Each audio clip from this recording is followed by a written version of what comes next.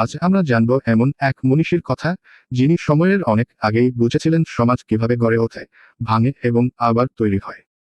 তিনি ইতিহাস লেখার ধারাকে বদলে দিয়েছিলেন। তিনি হলেন ইবনে খালদুন।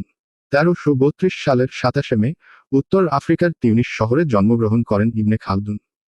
তার পুরো নাম ছিল আবু জাইদি আবিদি আল রাহমান আইবিএন মুহাম্মদ আইবিএন খালদুন আল হাদ্রমি।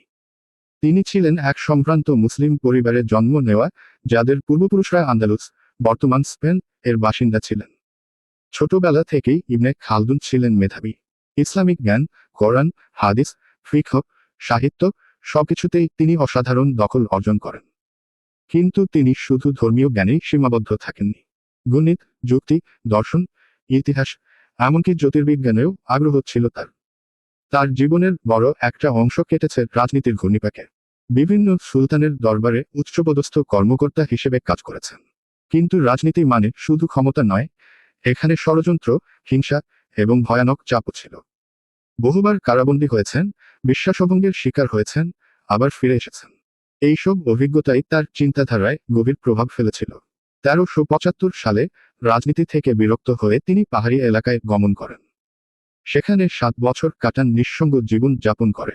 এই সময়েই তিনি রচনা করেন তার বিখ্যাত গ্রন্থ আল মুকাদ্দিমা, যার অর্থ ভূমিকা। এই বইটি ইতিহাস, সমাজবিজ্ঞান, অর্থনীতি, রাজনীতি এবং মনোবিজ্ঞান সবকিছুর মিশ্রণ। তিনি বলেন, সমাজ গঠিত হয় মানুষের সহযোগিতায়। আর এই সমাজের উত্থান পতনের নিয়ম আছে, যেটি বোঝা যায় যদি আমরা অতীতকে বিচার করে দেখি। ইবনে খালদুন বলেন, একটি সভ্যতা জন্মায়, বিকশিত হয়, তারপর দুর্নীতিতে ভরে ওঠে এবং ধ্বংস হয়ে যায়, এটাই প্রকৃতির নিয়ম।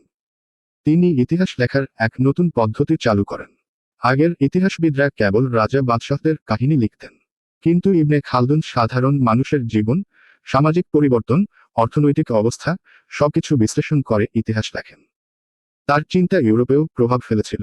এমনকি অষ্টাদশ শতকে ইউরোপের পণ্ডিতরাও ইবনে খালদুনের কাজকে সমাজবিজ্ঞানের ভিত্তি হিসেবে মেনে নিয়েছিলেন। 1406 সালে কায়রো শহরে শেষ নিঃশ্বাস ত্যাগ করেন এই মহান মনীষী। কিন্তু তার রেখে যাওয়া জ্ঞান আজও অমূল্য। বহু শতাব্দীর পরও তার লেখা মুকাদ্দিমা পড়লে আমরা বিস্মিত হই, একজন মানুষ কিভাবে এত আগে এত আধুনিক কথা চিন্তা করতে পারতেন। ইবনে খালদুন আমাদের শেখান, ইতিহাস শুধু অতীত নয়, বরং ভবিষ্যতের দর্পণ। সমাজ শুধু জনসংখ্যার হিসাব নয়, বরং মানুষের রূপান্তরের ধারাবাহিকতা।